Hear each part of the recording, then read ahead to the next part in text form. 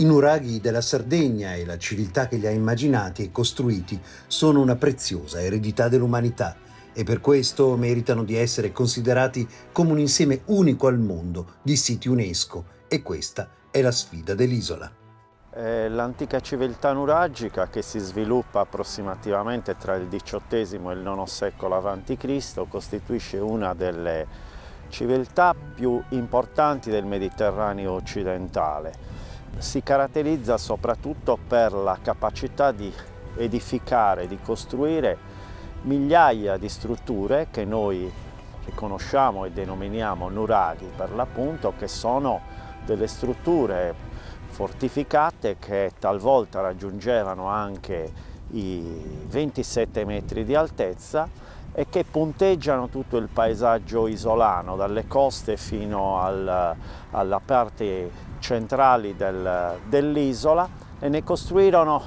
alcune migliaia. Oggi dai censimenti sappiamo che erano circa 8.000 i nuraghi della Sardegna, ai quali chiaramente si aggiungono altri tipi di strutture che sono i luoghi di culto, dove i nuragici manifestavano in qualche modo la loro ritualità e la loro religiosità.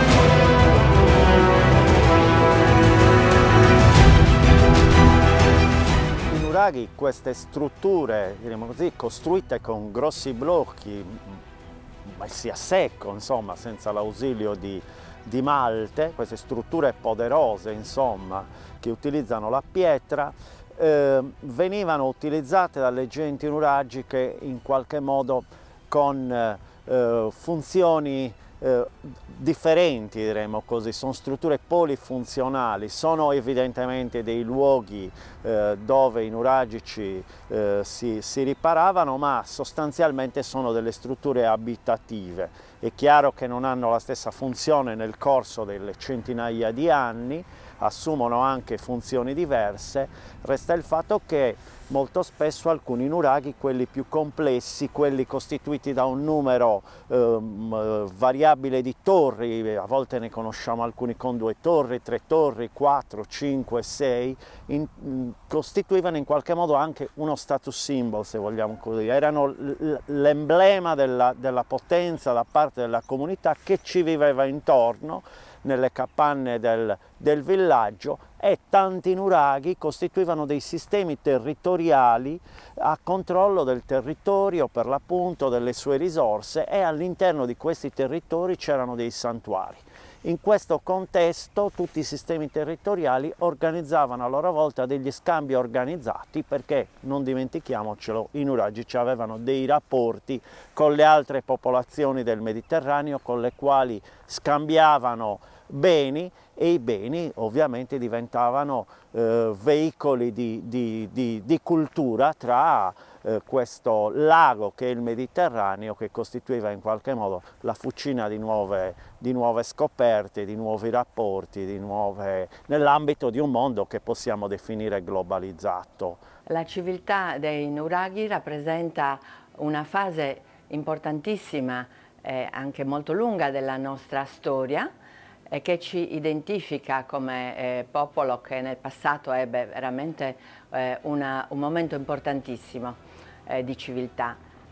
L'associazione vuole promuovere proprio questa cultura, questa identità, con un programma strategico di lungo periodo, che le istituzioni sarde, la regione e i comuni, e ovviamente le istituzioni competenti sugli altri aspetti della protezione, come le sovrintendenze, o della valorizzazione, come tutti gli enti che si occupano di turismo, dovranno fare appunto per cercare di sviluppare intorno alla civiltà dei nuraghi una economia importante e duratura per la nostra isola, associata proprio alle risorse culturali. È importante in questo senso il lavoro che l'associazione sta promuovendo proprio per sensibilizzare le istituzioni, i comuni della Sardegna, i 377 comuni della Sardegna, che sono consapevoli dell'importanza della valorizzazione del patrimonio culturale, ma che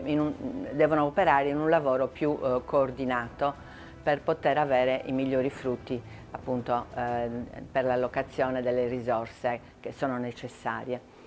Credo che sia un'occasione davvero importante in cui se tutti crediamo davvero, tutti noi insomma popolo sardo, e uso proprio questo termine popolo sardo perché ci sentiamo un popolo con un'identità forte, ecco, se noi riusciamo a crederci, credo che si possa davvero sviluppare un futuro migliore.